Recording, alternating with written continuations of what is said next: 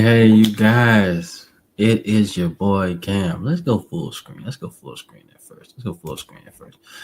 What's up, you guys? It's your boy Cam, football frame of mind, with another episode of the Time Machine, man. We running through the 1970s. We started off with 1970. When this video comes out, this will be part two, and we'll get into probably 71 and 72 today.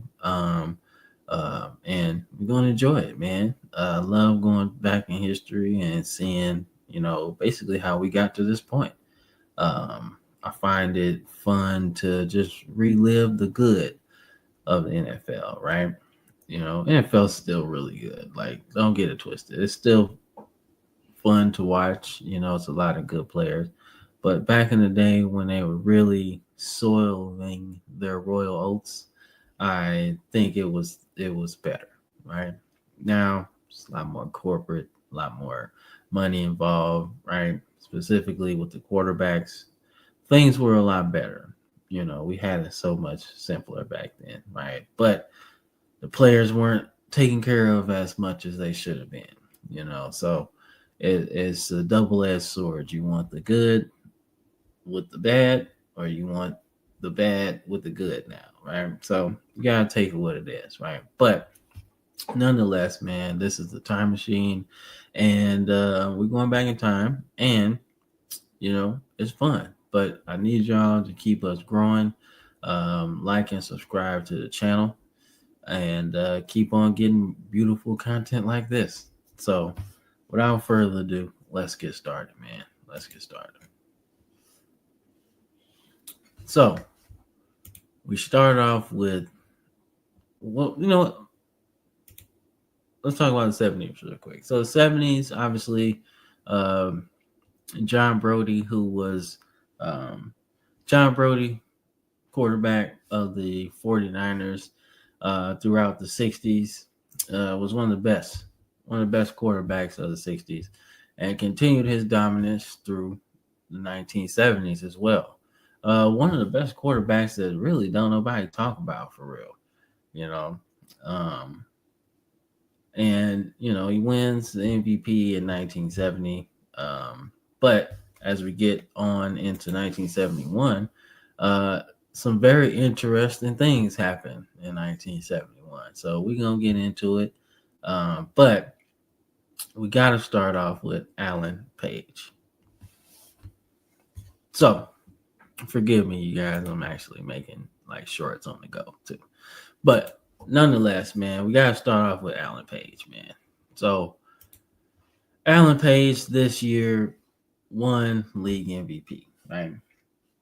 He won league MVP, and this is the first time in league history that a defensive player has won MVP.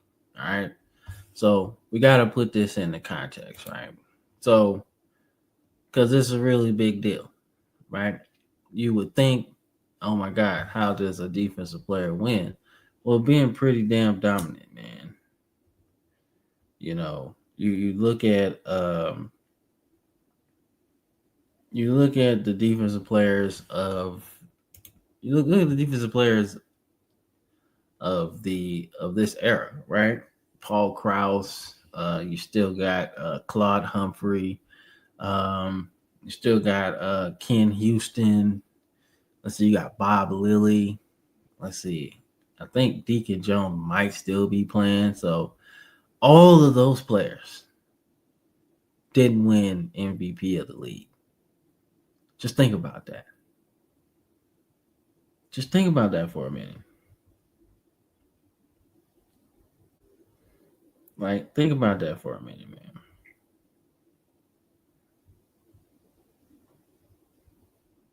Like, think about that for a minute, right?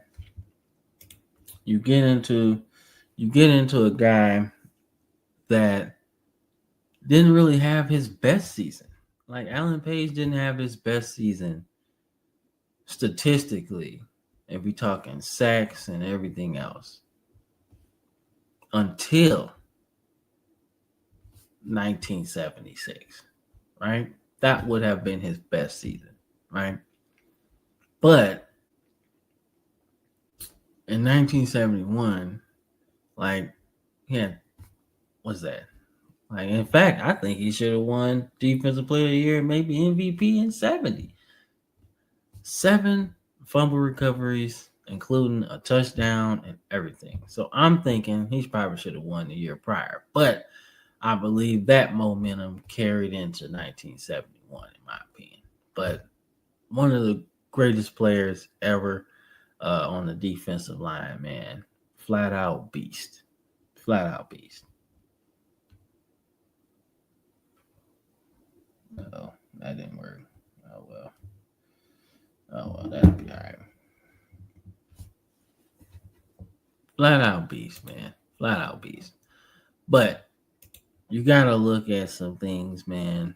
Like, I mean, I just find it curious that he ended up with like 100, almost 150 sacks, man. That's crazy production, man. Especially from the defensive tackle position. That's crazy, man. But as we said, Alan Page definitely won. He won MVP of the league. John Brickington, Ohio State product, won Rookie of the Year, playing for the Green Bay Packers, man. Fullback as well, first team All Pro. So he did a lot of good, man, averaging 5 yards a carry and had a good 3-year run to start his career. So can't go wrong with that. Defensive Rookie of the Year was Isaiah Robertson, Southern. Shout out to the Jaguars out there. But he had 4 interceptions, 4 sacks, right, from the linebacker position. He was picked 10th overall, right? What was John Brick? 9th overall by the Packers. So they got some value to start off, right? So let's check out the standings, man. Let's check out the standings. Trying to think if any other teams was in here. So now the Saints, Bears. So nobody new joined yet. So that's cool.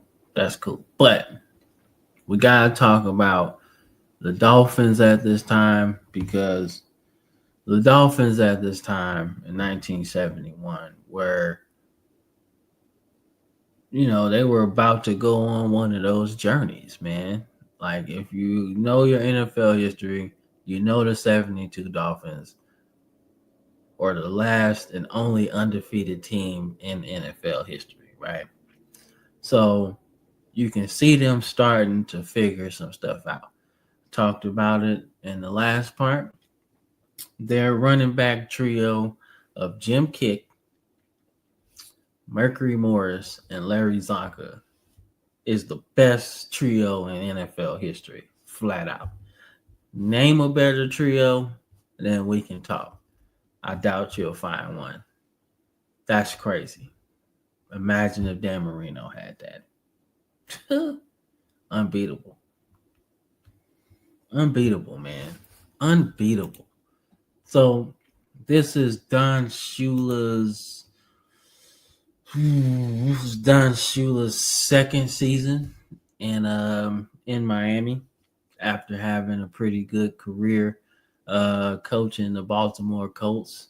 So I feel like in this scenario, he had some success and he know how to win. He knew how to win, right? And at this point, you needed a hellacious run game, and you needed all of that. You needed every bit of it. Every bit of it, right? And they kicked off stuff pretty good, man. I mean, 10-3, you win your division, right? And that's good. That's perfect, And once you like I said, once you get into the overall scheme of it, though, you realize that they were not to be messed with at this time, bro. Not to be messed with at all. So then we get to the AFC Central, won by Cleveland, right?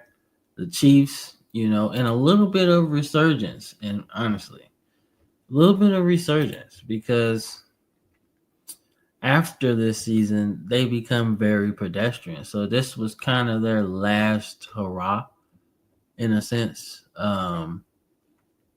You still got, I want to say, you still got Lynn Dawson on the team, right? Old man, 36, but still productive. Got all pro, got some MVP votes, pretty good interception to touchdown ratio, right? So you still got some talent, man. Otis Taylor still being one of the best receivers in the league, right? And you still got some good players on there, including Bobby Bell, 31, Buck Buchanan, 32, Curly Cope is now on the team, right? So you got some really Emmett Thomas is still there picking off passes left and right on his march to having at least 50 for his career. So you still got some really good talent on this team. But a lot of their Super Bowl team, their stars on their Super Bowl team, are getting older. It's getting older, man. So this was kind of their last hurrah. But you can tell their defense was really good at 14, almost 15 points a game. Offensively, they were still good, right? But like I said, they were just getting older. So, but you got to understand that they were really good, man. So we get to the NFC, the Cowboys, Minnesota, and the 49ers all win their division, right? 49ers at this time under Dick Nolan. I wonder if that's Mike Nolan's dad. Is that Mike Nolan's dad? Yeah, I don't know. We'll have to check that out. But you look at this particular team, right? And they still have John Brody, as I said. John Brody is one of the best passers of his time. You see Steve Spurrier is still the backup quarterback. But I really feel like he was more so like a punter than anything. But he did have a good season in 72, though. Yeah, he did have a good season in 72. So he got his start in 72.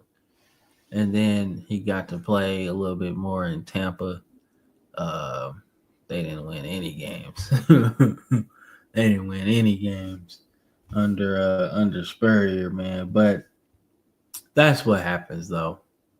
That's what happens, man. I'm just surprised that they picked him third overall, knowing that you got John Brody. I just still can't understand that, man. But Ken Willard, right?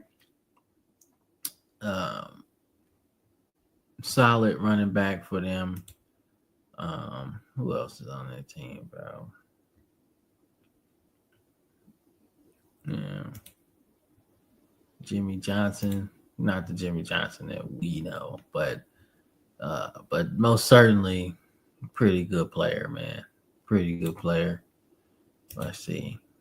So the Vikings, I want to say Fran Tarkenton is back now. Is he back? No, he's not back yet. He's not back. But we getting there. We getting there to where not Jimmy Johnson, but Fran Tarkenton comes back. But Bud Grant, as I mentioned before, has Minnesota really good at this point. Like they are like Super Bowl contenders year in and year out at this point, right? Obviously, in the middle 70s, they have better success, including 3 Super Bowl appearances. But the fact that Bud Grant has these guys constantly in the mix is a good start. It's a real good start. So you look at the Los Angeles Rams, right? You see a couple, at least one name that I recognize off the rip, and that's Dick Vermeil. Like Dick Vermeil was the defensive, I want to say, what's that? No, quarterback coach for the Rams, right? And that's fitting. That's fitting because he ended up coaching in St. Louis. So, sometimes everything comes full circle, Comes full circle. So I like seeing stuff like that, man. Then he goes to UCLA for a few years, and then he gets the head coaching job of the Philadelphia Eagles, right? And then the craziest thing ever, he gets them to the Super Bowl. I want to say in 1980. He gets them to the Super Bowl with the best scoring defense in the league, and he retires. He just stops because he's burnt out at 46 years old, and then comes back at 61 years old and wins a championship with the St. Louis Rams, man. Absolutely crazy how his football life went. But the Rams in 71, got Roman Gabriel. He's 31 now.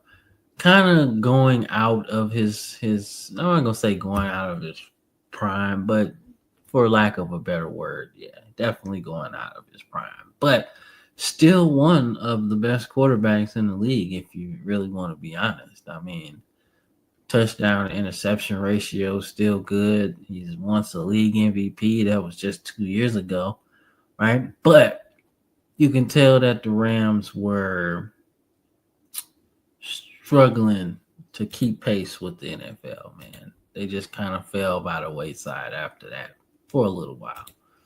But nonetheless, man, you got the worst team in the league, who was the Buffalo Bills, right? So let's see the draft this year, right? So some very interesting names in here, right? So some names that would become league superstars, to be honest with you. You're looking at Jim Plunkett, right? Who, for a while, before he went to Oakland, was considered a bust. He was considered a bust. I mean, and not, I guess you'd say, not in the terms of like, oh my God, he was so bad. Because when you look at the numbers, right, you're looking at a guy that 19 and 16 got his team 6-8 when he started, right? The next season was terrible, right? Right, in terms of touchdown interception ratio, right? 8-25, right? But he wasn't the best. Wasn't the best. They didn't get what they thought they were gonna get out of him, right? But he goes to Oakland and has a career resurgence at 33, wins the Super Bowl. I want to say he's got 2. Yeah. So, and I want to say the Raiders won in like either 82, was it 82 or 83? Yeah, was it 82 or 83? One of those. Might have been 83. Yeah, 83. Yeah. So he's got 2 Super Bowls, right? So first round pick, that's why, I say kids, man, kids, adults, everybody, man, your journey's not over just because you fail at one thing, right? Keep going, try something else, right? Take Jim Plunkett, for example, right? Didn't work out with the Patriots, first overall pick. I wanna say he won the Heisman too. Yeah, he did.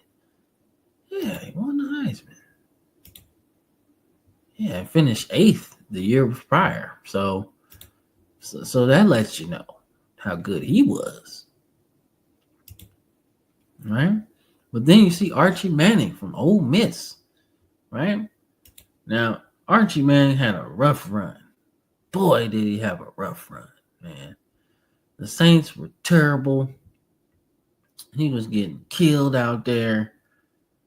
But you know what? He still showed up. He still showed up. And then during this time, had 2 of the best quarterbacks in NFL history as kids. So you know, there's a plus to all of that, you know.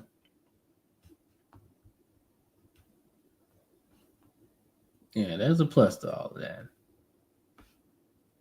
So you end up looking at Archie Manning's career and be like, damn, he was rough. I mean, look at that record, 35 and 101, right? But the Saints were terrible, and even though he had these bad seasons, he did okay. He tried his best. He definitely tried his best to get them out of the hole, man, including the 8-8 season and the 7-9 season, right? But then he gets, I want to say, traded to Houston, and by that time he's like a backup. But just seeing what he went through just to try to get them to relevant, you gotta applaud that, right? Dan Pastorini, right?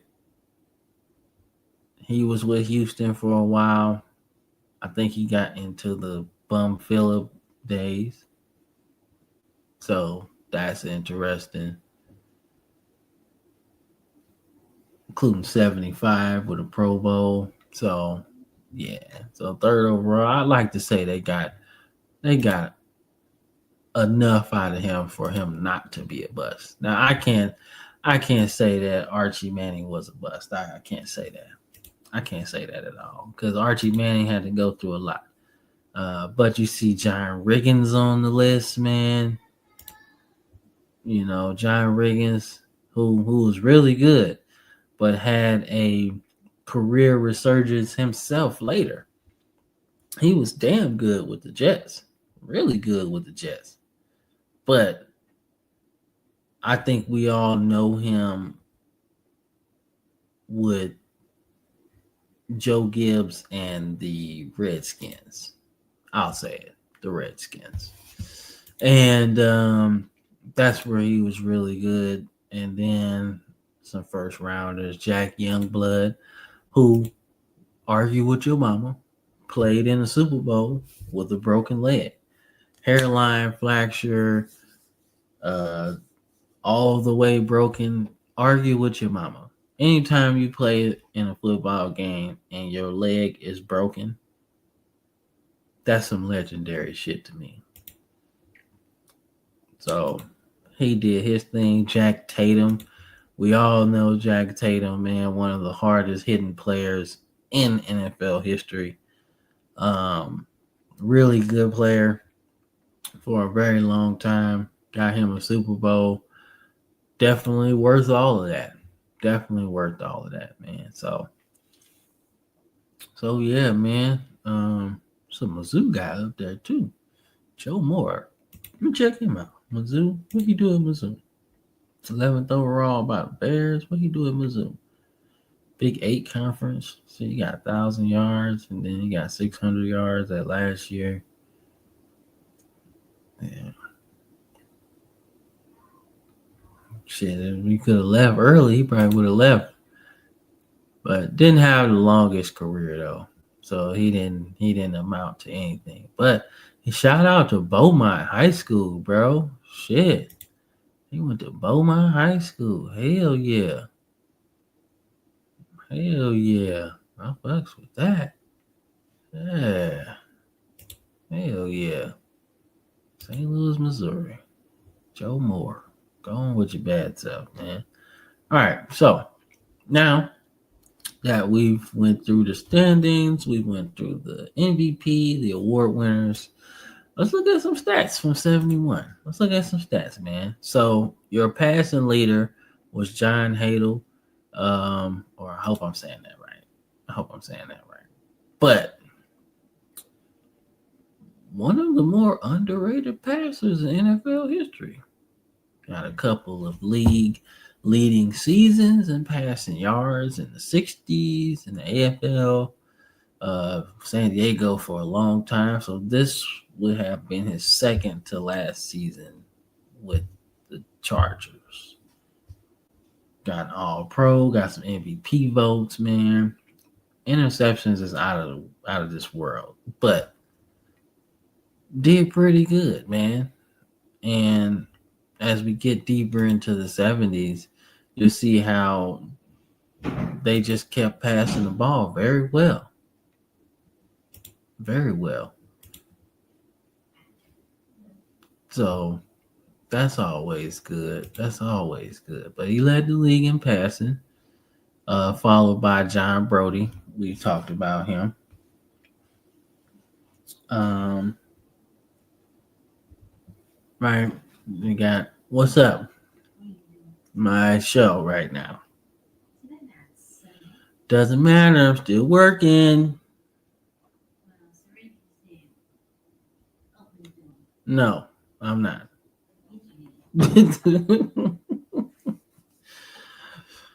Anyway, so you go Fran Tarkington, right? Another Hall of Famer. Len Dawson, another Hall of Famer, and then Bill Nelson from Cleveland, right? So Cleveland, obviously, they ended up losing. Greg Cook. I want to say they ended up losing Greg Cook at some point. I want to say that might have been 68. 68. No, damn, what year was that? No, I lied. That's not Cleveland. That's Cincinnati. My bad. But they ended up losing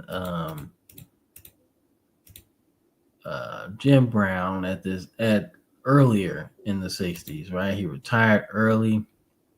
But Bill Nelson, is one of those quarterbacks that nobody really talks about. I mean, obviously not the biggest name, but getting Cleveland to a 9-4 record is crazy good, right?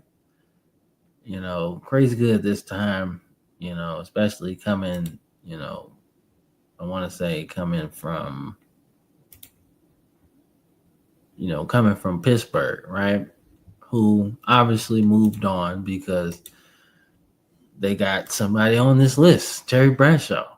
So, right, they moved on at a certain point. It's like, hey, we got to get better. Got to get better. So, um, but they moved on. And you look at a lot of this, right? You look at a lot of these names on here, right? Fran Tarkenton is still on there. Like I said, Fran Tarkenton goes to the Giants, but it's an okay thing. It's an okay thing. Right? I mean, obviously he makes the Pro Bowl, continues to be one of the league's best quarterbacks in ever. But my apologies.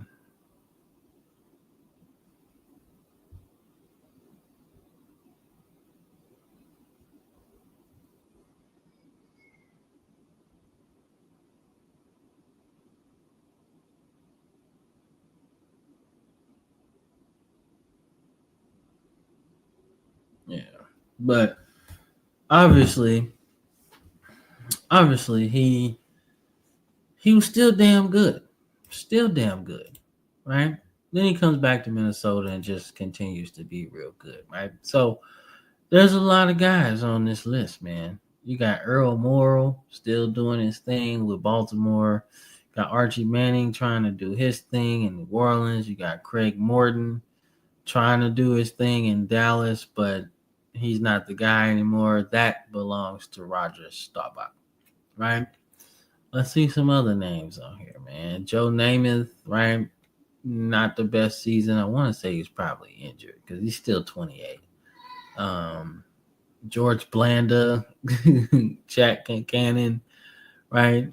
But you look at the Raiders in 71, man, and there is a very important name on this list. That name is Kenny the Snake Stabler.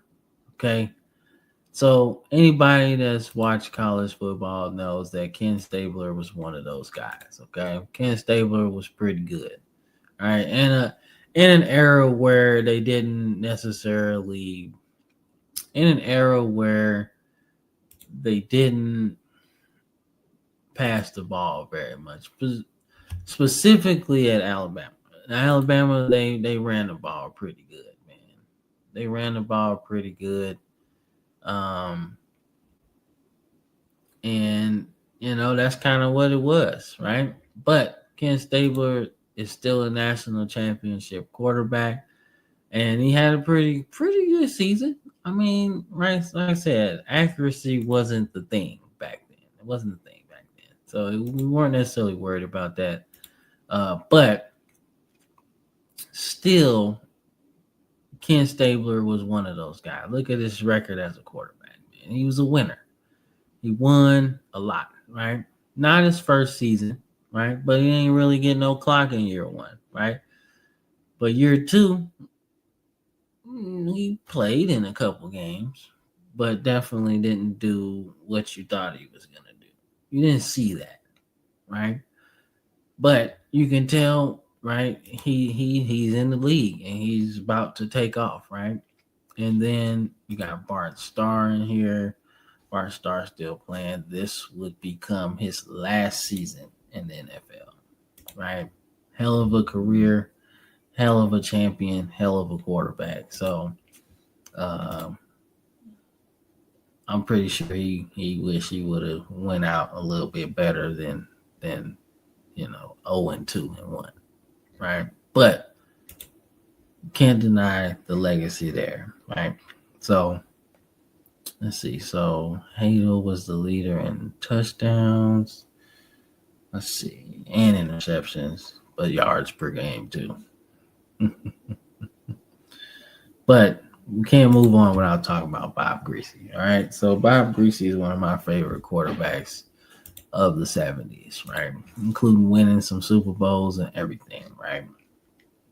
But he's really getting into his bag right now, right? He's been one of the best quarterbacks, young quarterbacks, should I say, in the league. And you could tell he's starting to figure some stuff out, starting to slow down, right? 1970 was a success, 10-4, right?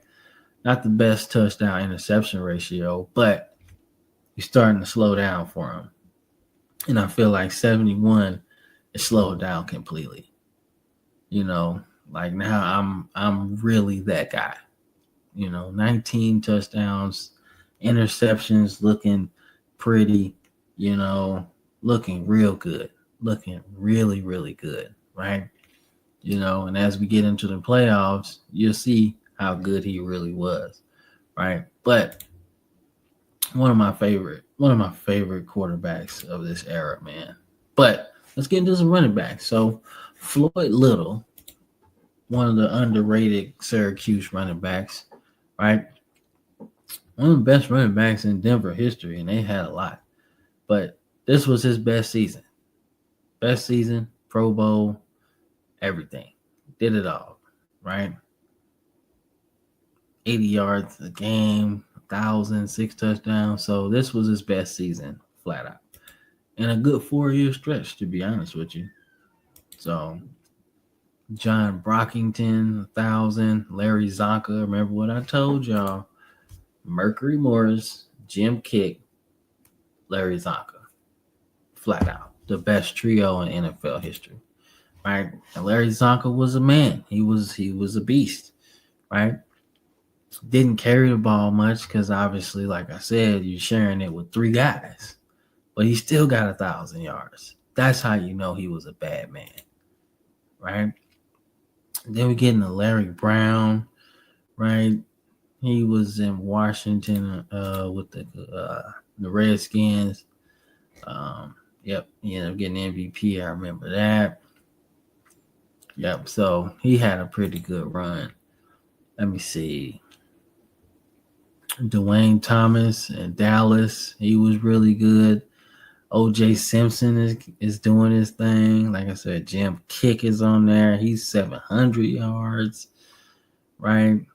Mike Garrett, Heisman winner, USC, right? He ended up getting some pretty good yardage that season. So, right? And he's on a different team now. So that's how you know good he was. Let's see who else on that list, man. Let's see anybody else on that list. Roger Staubach, 300 yards, man, at the quarterback position. That's pretty good. Bobby Douglas, I told y'all, most rushing yards by a quarterback. His record stood until 2000 something when Michael Vick broke it. So that lets you know. Tucker Frederickson still on that list. So some pretty good names. Cannonball Butler, shout out to him. My boy Andrew probably happy about that because he a Falcons fan. I'm sorry, I like that name, bro. Cannonball Butler. Like, I like that name, bro. But OJ Simpson at this time hasn't gotten into his bag yet. Right? Hasn't gotten into his bag yet. But you can tell he's good. Buffalo just ass right now. Buffalo is not a good football team right now, man. In fact, in 71, they only won one game, right? But Tom Flores is now coaching. He's a quarterback's coach. He ends up coaching the Raiders to their second Super Bowl after John Madden gets there, I want to say. But 72 is where we really start to see OJ Simpson take off, right? But hold on, one more thing. Let me see. Rushing touchdown. So that's Dwayne Thomas. Okay. All right. Now let's see some receiving. Man. All right. So reception leader is Fred Biletnikoff. He's 28 at this time. Like I said, children. At the end of the college football season, there is a award for the best receiver in college football. That is the Fred Biletnikoff Award, named after this guy. And this guy was good, man. Started in the 60s in the AFL, but turned into a pretty good-ass receiver, man. Like, he was legit. It seemed like when you watch his film, you would think, man, this guy, he can't be this good. Oh boy, you tripping. And he was good, man. He was good as hell. Like I he don't get the love he deserves, but I'm glad people get to see his name on the award for college, the best collegiate receiver, because he deserves it, right? Then you got Paul Warfield, right? He's in Cleveland for a while, but really came. I don't say really came into his own because he was good with Cleveland too, but people really like, hey, Paul Warfield, one of those ones with the Dolphins because it came a bigger name as the NFL merged and things like that. So, like, he's one of the best receivers ever. But with the Dolphins, he was turning up on them. Right, you still got Bob Hayes and his 20 yards per catch. We talked about that. I said he was only 4 yards away from 1,000. You gotta get him the ball. We need to get that. Need to get him there, man. But Paul Warfield also led the NFL in touchdowns too. So let's see. And Charlie Joyner. Yeah, Charlie Joyner. Gremlin. Yeah, Charlie Gremlin. Yeah, 24. Starting to make some noise out here.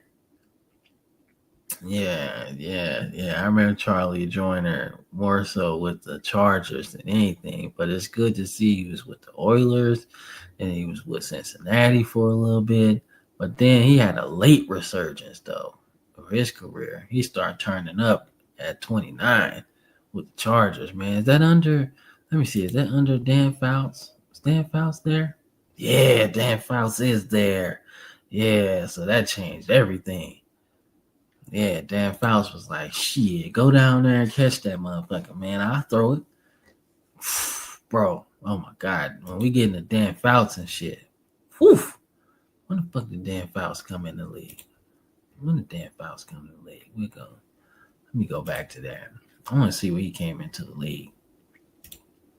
Dan Fouts was at 73, so that's next year. Okay, cool. But boy, did he change San Diego, man, for the better. Oh my God. He turned them into something serious. But Charlie Jordan's on the list. He's one of those ones. Merlin Briscoe, we talked about him. He played quarterback for a minute. And it's like, dude, you too damn good to play that.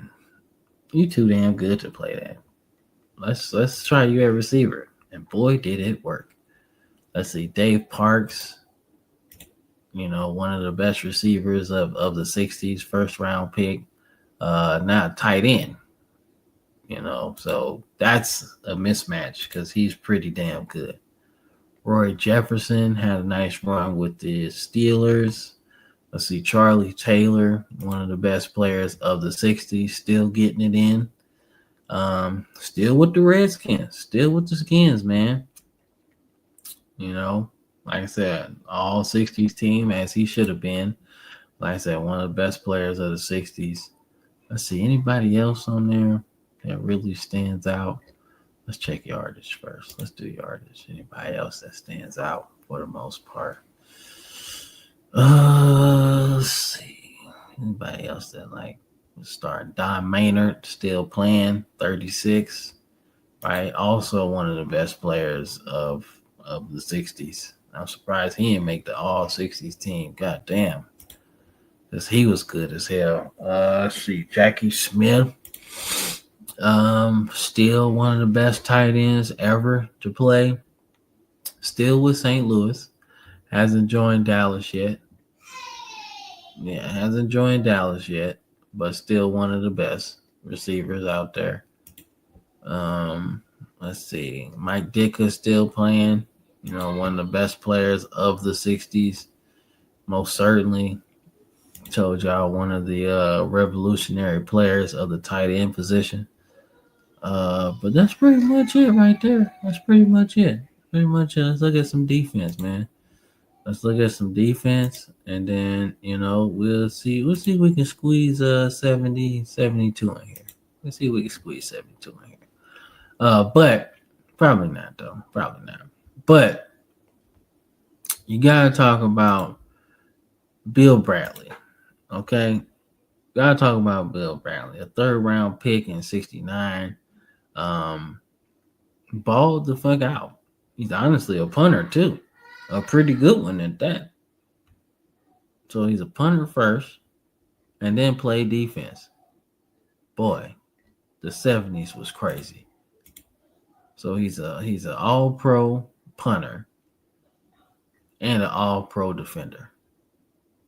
One of the best stretches you can have for a defensive player, bro. 11 picks, 9 picks, all-pro. Like, that's crazy work. He's giving work out there. Ken Houston was giving work.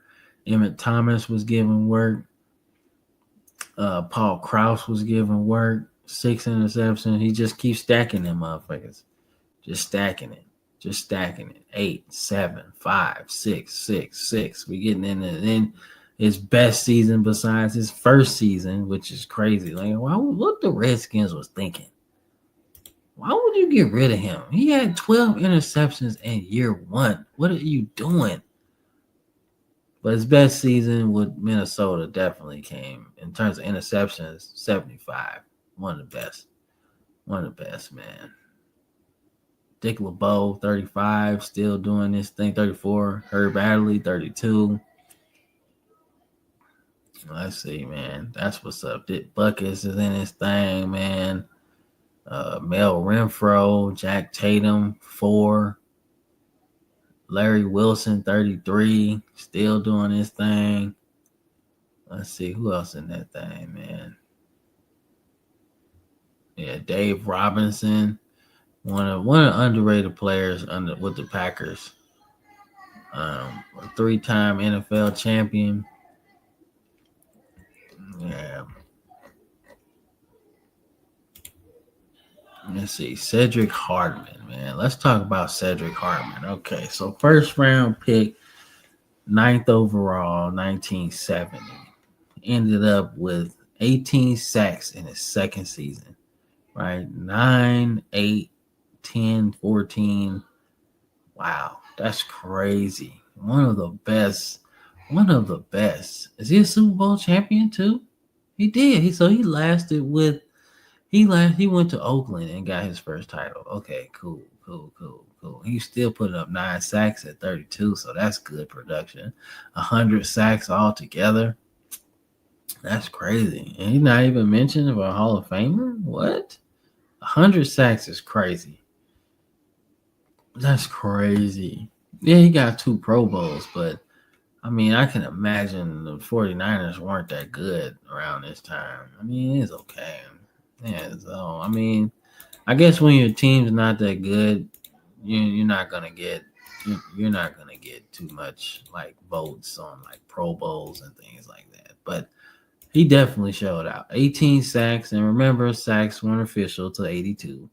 So this could be up and down, man. But shout out to the dog, Claude Humphrey, my boy Andrew, being a Falcons fan. I gotta ask him how good Claude Humphrey was, man, because I'm pretty sure he remembers.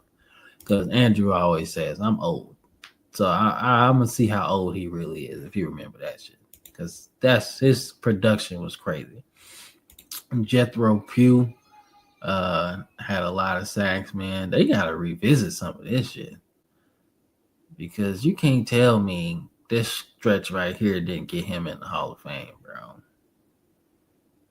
Like 67 to 71. I don't even say 72 to be honest. He's one of the best.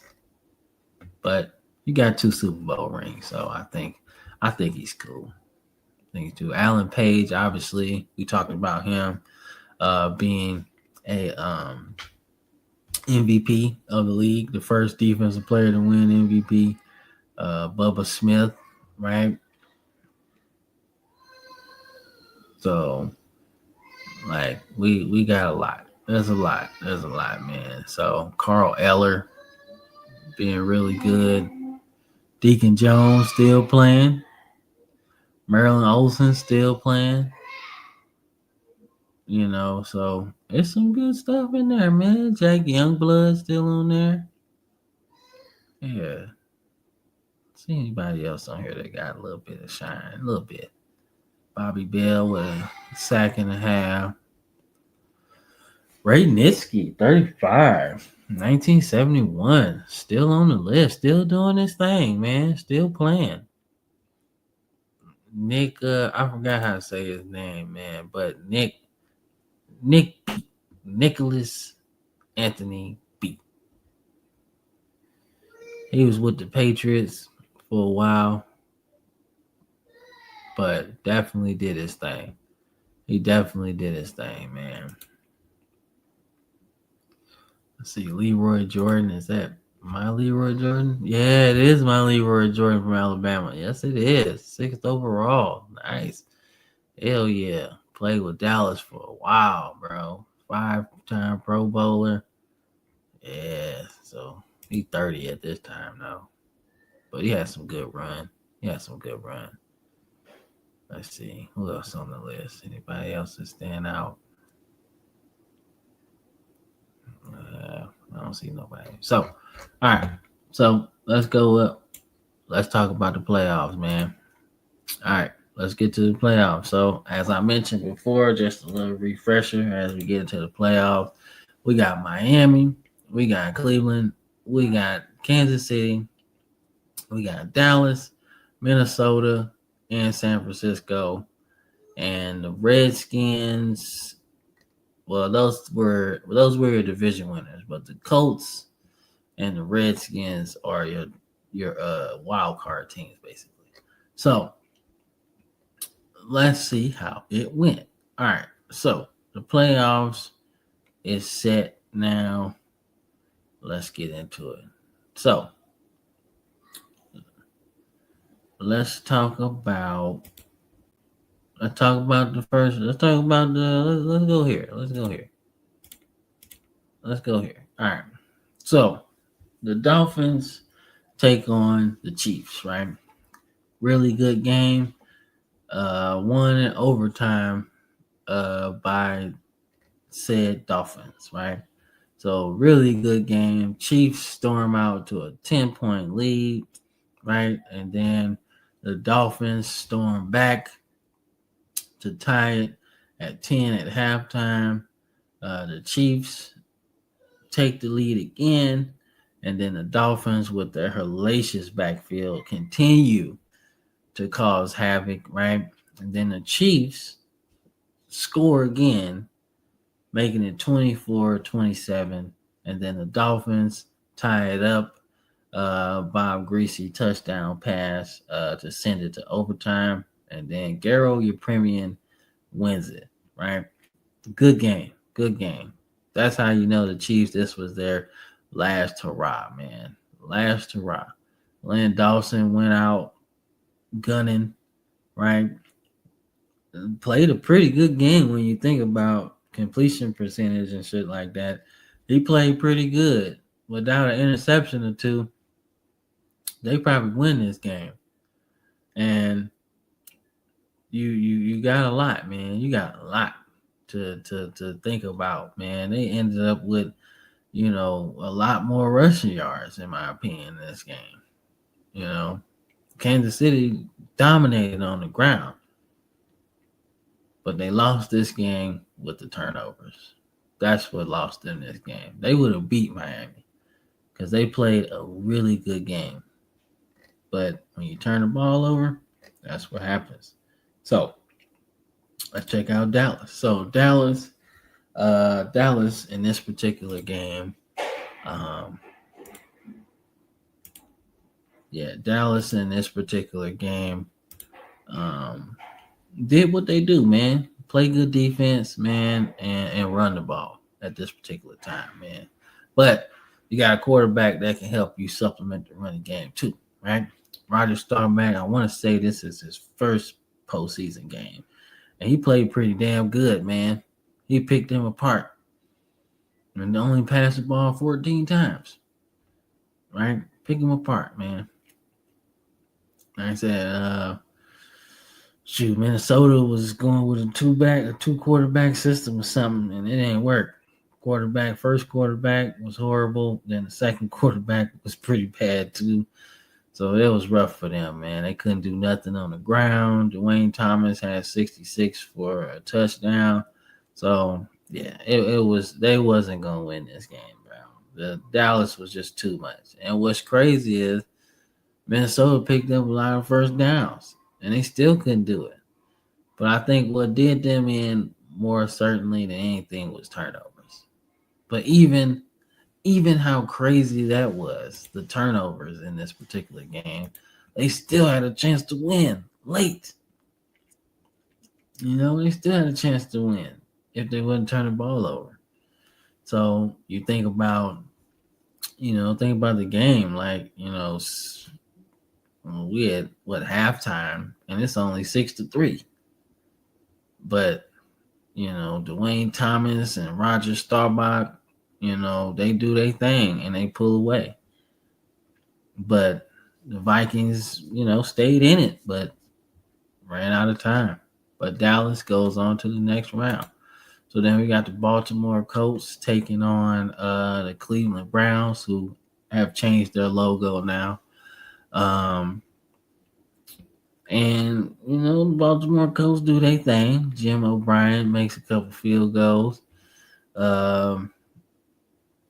But Nottingham tore them up with 92 yards and 2 touchdowns. Johnny Unitas, who playing still at 38, was at 38, which is surprising. I don't understand why he playing per se. Let me see something real quick. So 71, the Colts make the playoffs, right?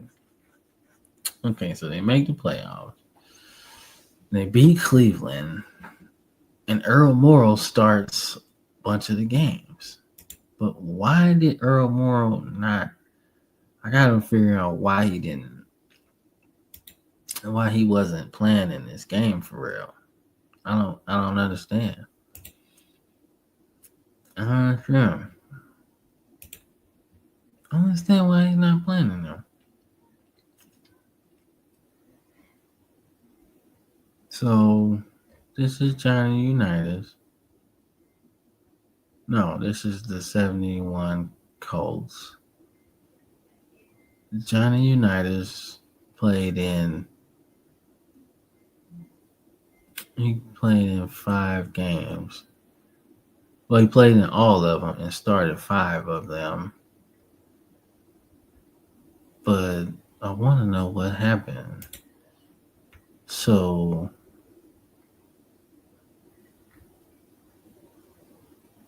Johnny Unitas. So at some point, I guess Earl Morrall got hurt because Johnny Unitas is playing in week 14, and Johnny Unitas is playing in week 13, and then Johnny Unitas is also playing in week 14. Right? Yeah. So it's from week 9. Okay. So Earl Morrall must have gotten hurt because I can't see you just starting Johnny Unitas just because. You know what I'm saying? I can't see that anyway. But nonetheless, the Colts beat up on the Browns, and then San Francisco under the George Allen has finally. I want to say George Allen. George Allen is in his first season and under with the Redskins, and they make the playoffs in year 1. That's pretty damn good. But they got to go against John Brodie, and John Brodie wasn't having that. You know he gonna come out gunning, right? He passed the ball 19 times, 2 touchdowns, good passer rating. Yeah, he was in his bag in this game, bro. He was in his bag. Couple touchdowns. Yeah. But the Skins still had a shot. They still had a shot, man. So they still had a shot. So let's get into it. Let's get into some more playoffs, man. So let's get into some more playoffs. So we was in a divisional round. So let's go to the conference. So you're looking at the Cowboys and 49ers. One of the greatest rivalries in NFL history, man. And the Cowboys playing defense like they do. Shut down John Brodie, man. Forcing 3 interceptions. You know, he just couldn't get it done. But Roger Staubach didn't have the best game. But they could run the ball better. And they made the plays in the passing game, man. They shut them down. Bro. Shut them down. Forcing turnovers, getting sacks, everything. Dallas was playing some defense, man. So then we go into the AFC Championship game. The Colts going against Miami. So if you've been watching the series long enough, you know that Don Shula was the coach of the Colts. So I can tell you he was probably turned up from this. He might have not said it.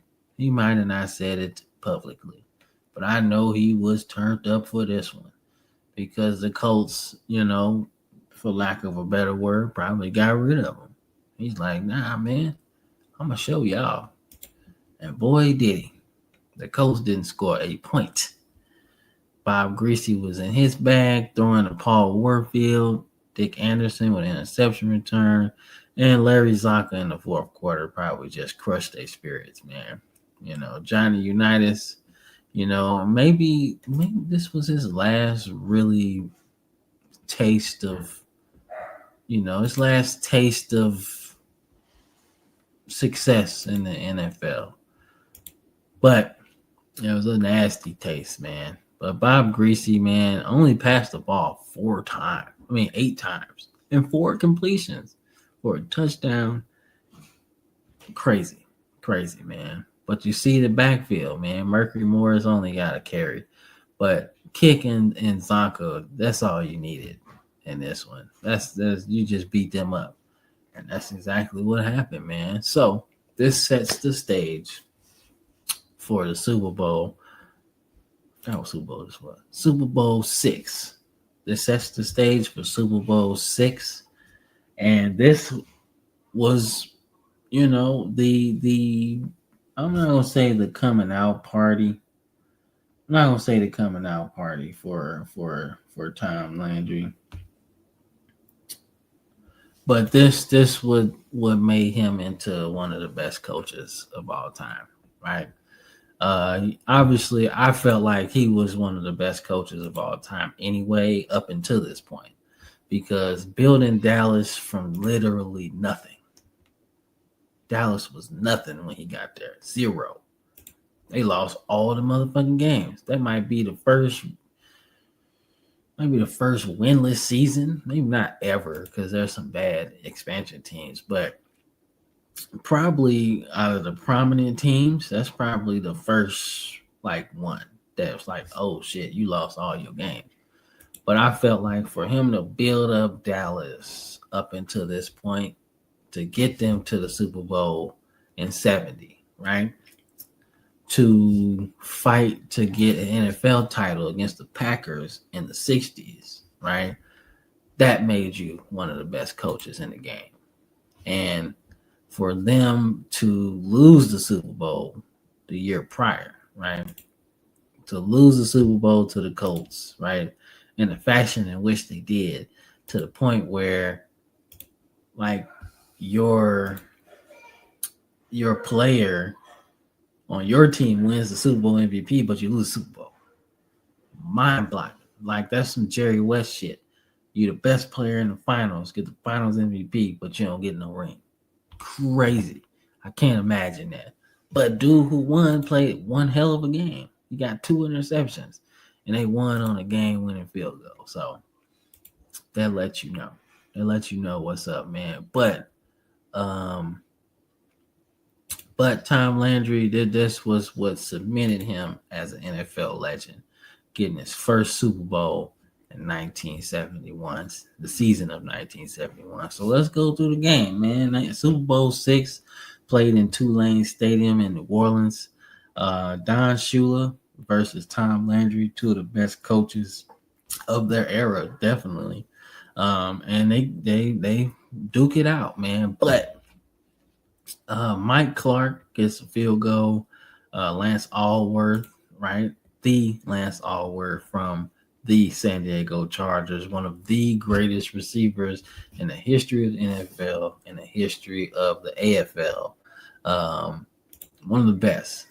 Playing with the Cowboys, gets him a Super Bowl, gets a touchdown in this game, right? Roger Staubach, obviously.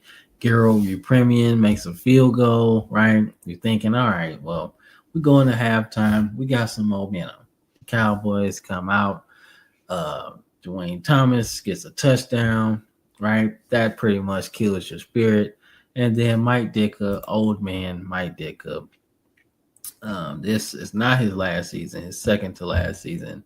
And he gets a touchdown in the Super Bowl, man. Roger Staubach continues to ball out, which he did pretty much all playoffs. And he wins Super Bowl MVP.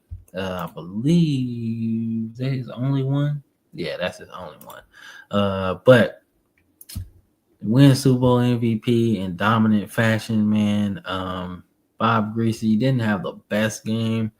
And the Cowboys stopped that running game. That's what they did. They stopped it, man. Even though it was like 4 yards of carry, you ain't doing too much considering how both of them guys played. Kick with 700 yards and Larry Zonka with 1,000. Like, that's just crazy. You stop Paul Warfield and everything.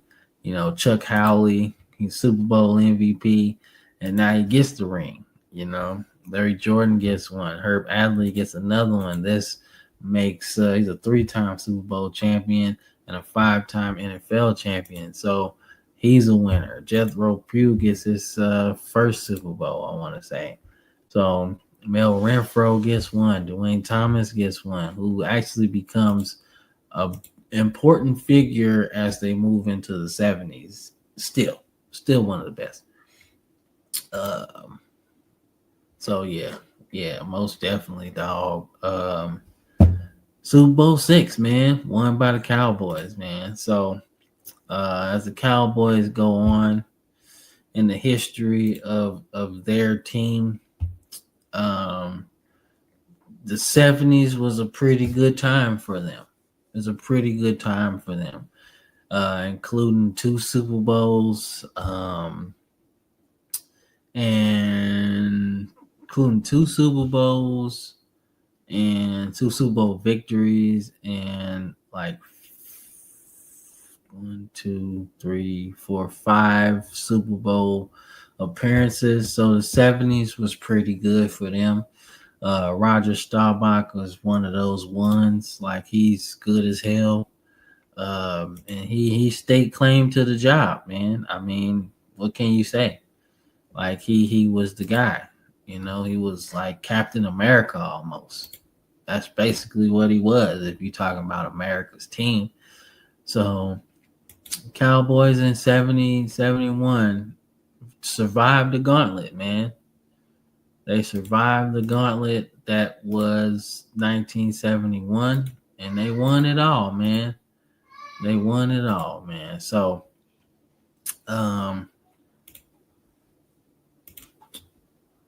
we're going to get into 1972 when we get back. This was one of those seasons, man. A season for the ages. A season that, staked claim to one of the best ever. One of the best teams ever. So we'll break down 1972 on the next one. I hope you enjoyed this part 2 of this series. It's going to be fun, man. It's going to be fun. I can't wait to get into 1972. One of my favorite seasons to study. One of my favorite seasons to talk about. Talked about it with my pops so much all the time. He would talk about the 72 Dolphins like he knew it like the back of his hand. He loved that team. I love to talk about that team per se. But this is the Football Frame of Mind Time Machine, and I will see y'all on the next one. Peace. Don't forget to like and subscribe either. Peace.